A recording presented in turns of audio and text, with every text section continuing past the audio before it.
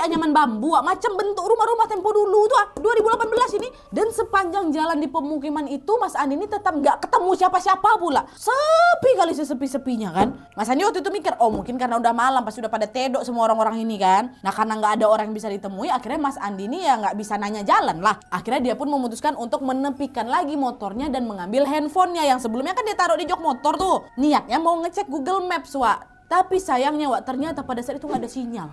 Ya.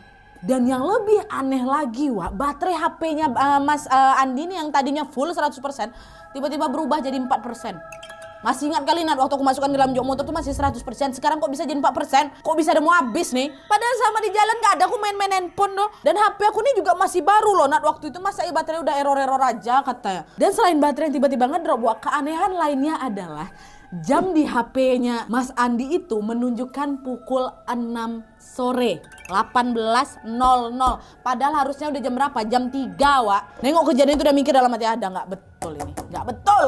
Nah tapi seolah Mas Andi ini nggak mau terlalu larut dengan semua hal aneh itu, akhirnya Mas Andi pun memutuskan untuk balik lagi nih melanjutkan perjalanan. Dan Mas Andi akhirnya lurus aja tuh ikutin jalan di depannya. Sampai nggak kerasa Mas Andi ini tibalah di batas kampung. Nah di situ Mas Andi kembali lagi menghentikan motornya setelah dia melihat ada pemandangan di depannya. Waktu nengok itu tuh Mas Andi tuh antara ragu pengen lanjut jalan atau berhenti gitu, Wak. Nah pemandangan apa yang ditengok dia, Nat? Yang dilihat Mas Andi pada saat itu adalah tidak ada apa-apa, Wak. Nggak ada apa-apa alias gelap gulita. Nggak ada rumah penduduk lagi di situ. Cahaya pun nggak ada. Cuma ada sorot lampu motor metiknya Mas Andi aja, Wak. Jadi perkampungan yang dia lewat tadi yang obor-obor semua tuh tiba-tiba nggak ada, gelap gulita. Belum kejawab semua pertanyaan yang ada dalam pikirannya kemana rumah-rumah tadi, Wak. Tiba-tiba Mas Andi mendengar ada suara alunan gamelan dari jalan gelap yang ada di depannya tuh. Nah tapi di sini Mas Andi tuh bukannya takut, Wak, malah kegirangan. Ngerasa lega aku dengar itu, Nat.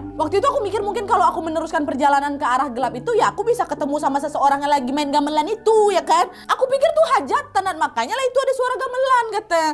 Nah tapi, Wak, belum sempat Mas Andi ini menjalankan motornya, tiba-tiba dia merasakan pundak ya ditepuk oleh seseorang dari belakang. Sah!